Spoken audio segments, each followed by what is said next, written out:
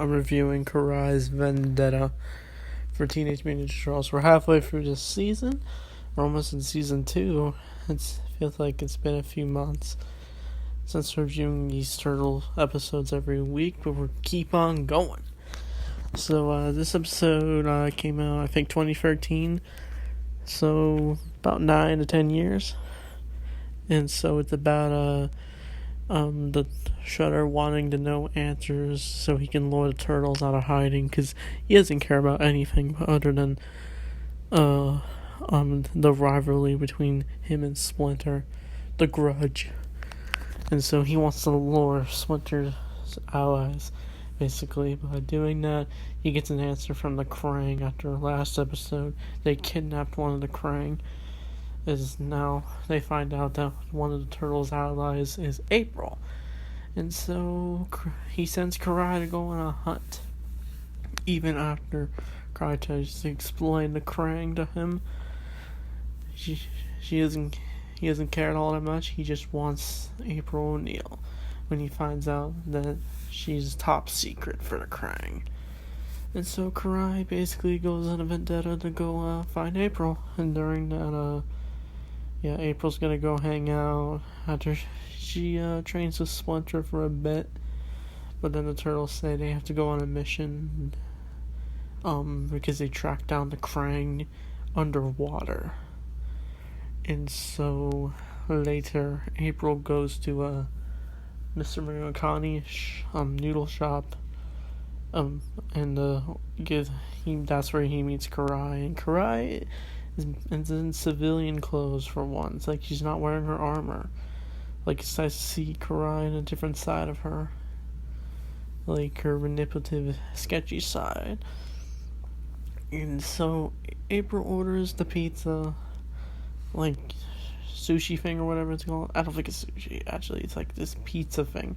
I think you know what I'm talking about.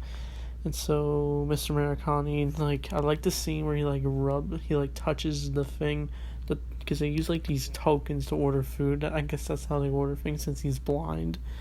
So he touches it and he knows it's the pizza. So he gets on cooking, and that's where Karai comes in, and it looks like she's ordered turtle soup. And April and Karai start to talk, and I think this is the first time April and Karai has met, because I don't think they met at all until this episode. So it's definitely an interesting dynamic, for sure. Meanwhile, the Ninja Turtles are using this new vehicle Donnie's created, this turtle submarine, but the twist is they have to exercise while they make the machine move. Leo, Mikey, and Raph have to pedal like a bike, and they're super tired of it, and they're just like, Leo's just like, Donnie, this ain't your greatest invention. And so they finally get to the Krang. I don't know if this is the Technodrome. I think it's just a submarine. And the turtles then enter, but then they try to do ninja stealth. But meanwhile, Karai gets up to April, and April learns that Karai is not on the good side, even after learning from each other. And April's just like, Karai. She tries to get away, but Karai tries to stop her, but Mr. Murakami did his best and slammed some soup in her face. And Karai even says turtle soup. That's how she figured it out.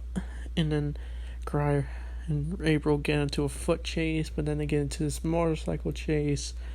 It's a pretty cool chase. And how April defeats Karai. Karai basically talks about how she lost.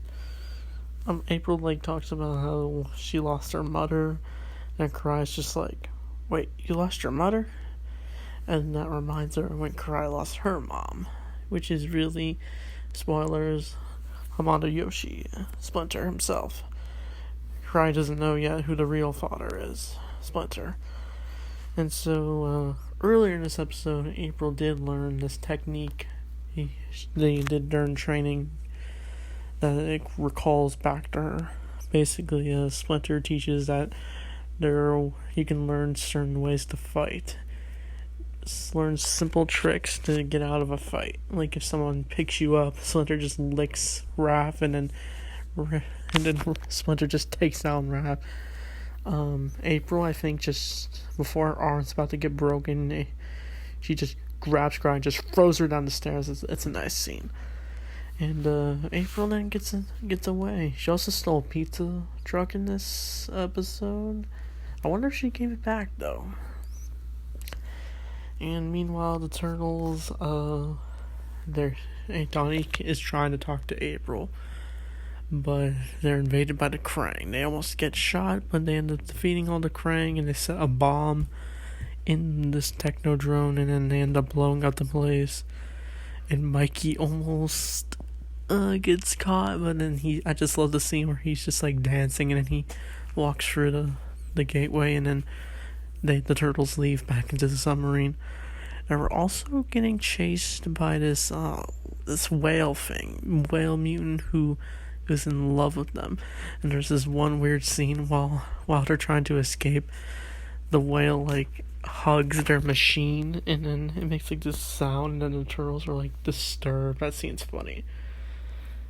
And so they all meet up, and then they realize what happened, and then Splinter tells April that she has to stay here for her own protection. April's bummed, but she accepts it. And so that ends the episode. So I think this episode's I really liked the dynamic between April having to fight on her own and learn a few things on the way, and the turtles. Their adventure was fine, I guess. Not much really happened. It was kind of just like a simple Krang mission, basically. I guess they did just to fill in runtime to show what the turtles are up to, since they're the stars. So, yeah, I think I rate this episode like a high 7 out of 10, or an 8. So, I don't know what the next episode is. It might be the Pulverizer Returns. I'll have to wait and see. So, thanks for watching, and Turtle Power.